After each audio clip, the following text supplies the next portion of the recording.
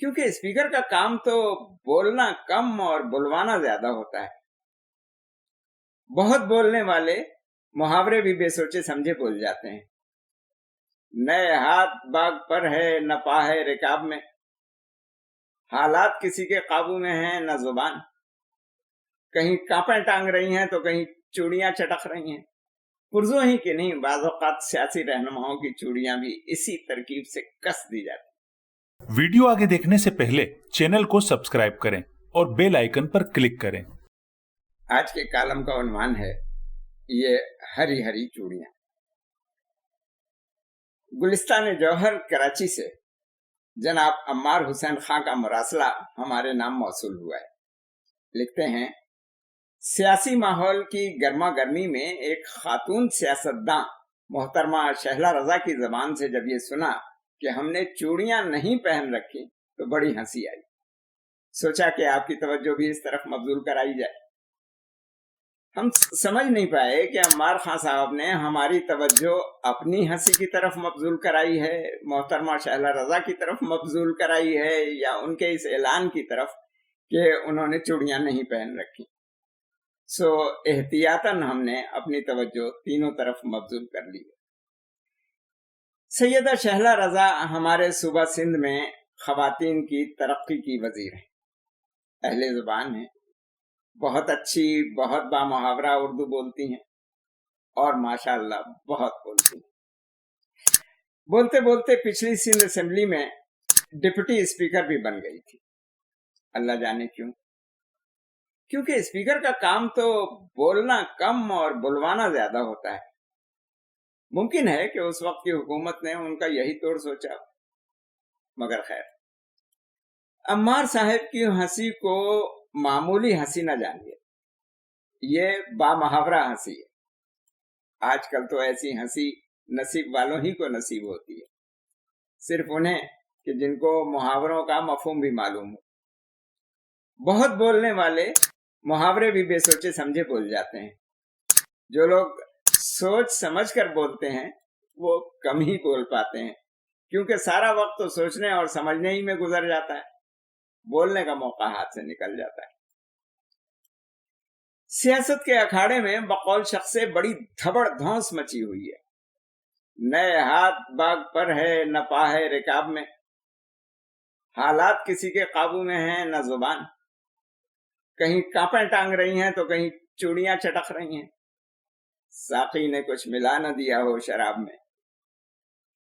سیاسی دھما چوکڑی ان کالموں کا موضوع تو نہیں، مگر کیا کیجئے کہ آج کے کالم کے مطلع میں آ پڑی ہے سخن گسترانہ بات.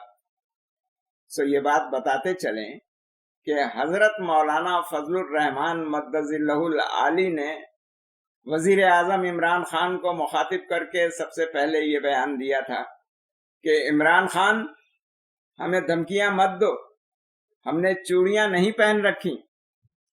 بات درست ہے. حضرت مولانا نے جبہ و دستار سمیت پہننے اوڑھنے کی ہر بامحاورہ شے پہن رکھی ہوتی ہے، لیکن اس بات کے تو ہم بھی چشمدید گواہ ہیں کہ قبلہ عالم نے شے مذکور پہننے سے ہمیشہ گریز ہی فرمایا. سیدہ شہلا رضا آج کل مولانا کی تقلید میں ہیں، چنانچہ انہوں نے بھی وفاقی وزیر داخلہ شیخ رشید احمد صاحب سے مخاطب ہو کر یہی بیان دہرا دیا. شیخ رشید ایکشن کر کے دیکھ لیں، ہم نے چوڑیاں نہیں پہن رکھی. اچھا ہوا کہ چوڑیاں پہنے بغیر ہی شہلا نے شیخ کو ایکشن کی دعوت دے ڈالی. چوڑیاں پہن کر ایسا کرنا خطرے سے خالی نہ تھا. چوڑیاں نہیں پہن رکھی مردانہ محاورہ ہے. مولانا کو تو یہ محاورہ زیب دیتا ہے، کیونکہ مولوی نور الحسن نیر مرحوم اپنی نور اللغات میں لکھتے ہیں کہ ہاتھوں میں چوڑیاں ڈالنا کنایتاً نامردی اختیار کرنا، تنزن جیسے چوڑیاں پہن کر گھر میں بیٹھ جاؤ. دنیا سیاست میں بھی بعض اوقات خواتین کی طرف سے مردوں کو چوڑیاں پیش کی جاتی ہیں تاکہ وہ مردوں کو شرم، غیرت اور احساس دلا سکیں کہ تم تو مرد ہو، اگر کمزوری اور نزاکت کا مظاہرہ کرنا ہی ہے تو لو یہ چوڑیاں بھی پہن لو۔ لہذا یہ اعلان کرنا کسی مرد ہی کو زیبا ہے کہ وہ مرد ہے۔ اردو محاورے کے مطابق اگر کسی خاتون کے متعلق یہ انکشاف ہو کہ وہ مرد ہے تو اسے اس کا عیب یا تخلیقی نقص سمجھا جاتا ہے۔ شیخ رشید احمد صاحب کے الفاظ میں یہ مینوفیکچرنگ فالٹ کہلائے گا۔ لغت میں لفظ چوڑی کے بہت سے معانی ہیں۔ ایک تو وہی جس کا ذکر شہلا رضا نے اپنے بیان میں کیا ہے، یعنی لاکھ، کانچ، پلاسٹک یا سونے چاندی وغیرہ کا بنا ہوا وہ خوشنما دائرہ جسے مشرقی خواتین اپنی کلائیوں میں زیور کے طور پر پہنتی ہیں اور اسے اپنے سہاگ کی علامت جانتی ہیں۔ دوسرے، چوڑی کی شکل کا بنا ہوا کوئی گول پرزہ بھی چوڑی کہلاتا ہے۔ کسی پرزے کو ڈھبری یا پیچکس سے کسنے کے لیے جو چکردار کٹاؤ بنایا جاتا ہے اسے بھی چوڑی کہتے ہیں۔ پرزوں ہی کے نہیں، بعض اوقات سیاسی رہنماؤں کی چوڑیاں بھی اسی ترکیب سے کس دی جاتی۔ تنگ موہری کے پاجامے پر پنڈلی کے پاس جو شکنیں بطور خاص ڈالی جاتی ہیں وہ بھی چوڑیاں کہی جاتی ہیں، اور ایسا پاجامہ چوڑی دار پاجامہ کہلاتا ہے۔ مولوی نور الحسن نیر مرحوم کی سند کے مطابق مہترانی، خاتون خاکرو یا بھنگن کو بھی چوڑی کہا جاتا ہے۔ چوڑیوں کو سہاگ کی علامت ہندو تہذیب میں سمجھا گیا۔ ان کے ہاں کوئی عورت بیوہ ہو جائے تو اس کی چوڑیاں توڑ دی جاتی۔ اس عمل کو چوڑیاں ٹھنڈی کرنا کہتے ہیں۔ ہندو معاشرت میں مطلقہ یا بیوہ عورت تاعمر چوڑیاں نہیں پہن سکتی کیونکہ وہ دوسری شادی بھی نہیں کر سکتی۔ ہندو معاشرت کے بہت سے برے اثرات بر صغیر میں مسلم معاشرت پر بھی پڑے۔ اسلامی معاشرت میں عقد بیوگان تحفظ خاندان کی خاطر ضروری سمجھا جاتا ہے، مگر ہندو معاشرت کے زیر اثر ہمارے معاشرے میں بھی کسی بیوہ کا عقد ثانی کر لینا یا کسی مرد کا دوسری شادی کرنا بدکاری سے بڑا جرم سمجھا جانے لگا ہے۔ عاقل و بالغ جوان مرد اور عورت اگر اپنی پسند سے شرعی نکاح کر لیں تو غیرت کے نام پر قتل کے مستحق ٹھہرتے ہیں۔ دونوں مل کر بے غیرتی کا مظاہرہ کرتے رہیں تو کسی کی غیرت نہیں جاتی۔ چوڑیوں کو ہمارے رومانوی اور نسائی ادب میں بڑی اہمیت حاصل ہے۔ بالخصوص خواتین کے لیے یہ نسوانی زیور بہت کشش رکھتا ہے۔ شادی بیاہ کی تقریب میں خواتین آج بھی یہ گیت بہت پرجوش مسرت سے گایا کرتی ہیں کہ میرے نैہر سے آج مجھے آیا یہ پیلا جوڑا، یہ ہری ہری چوڑیاں۔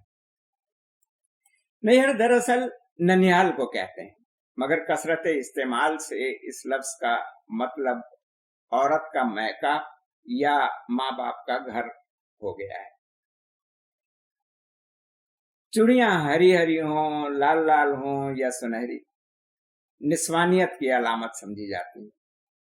دہلی کے نامور ادیب اور صحافی اور مدیر میر ناصر علی کہا کرتے تھے کہ جب تک آٹا گوندھنے میں چوڑیوں کا دھوون شامل نہ ہو روٹی میں مزہ کیسے آ سکتا ہے۔ مرد اگر مرد نہ رہے تو یہ بات اس کے لیے گالی بن جاتی، لیکن عورت سے نسوانیت اور نسائیت سلب کر لی جائے تو اسے آزادی نسواں کہا جاتا ہے۔ مردوں کے لیے تو عورتوں کے وظائف سر انجام دینا فطری طور پر ممکن نہیں، لیکن عورتوں کا بوجھ بٹائے بغیر ان کے کندھوں پر مردانہ کاموں کا بھی بوجھ ڈال دیا جائے تو اسے مرد و زن کی مساوات کا نام دے دیا جاتا ہے۔ اسی کا نتیجہ ہے کہ آج ایک عورت بھی بے سوچے سمجھے یہ محاورہ استعمال کر رہی ہے کہ ہم نے چوڑیاں نہیں پہن رکھی۔ اقبال کہتے ہیں کہ جس علم کی تاثیر سے زن ہوتی ہے نازن، کہتے ہیں اسی علم کو ارباب نظر موت۔ زن کو نازن بنا دینے والی مغربی معاشرت کی میاں مر گئی ہے۔ وہاں کی عورتیں اب ماں بننے کو تیار نہیں ہوتی۔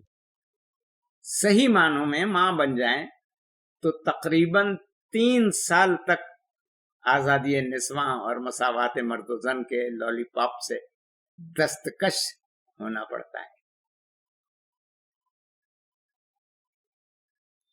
یہی وجہ ہے کہ اب مغرب لاولد ہوتا جا رہا ہے۔ ٹھیک ہی تو کہا تھا اقبال نے، تمہاری تہذیب اپنے خنجر سے آپ ہی خودکشی کرے۔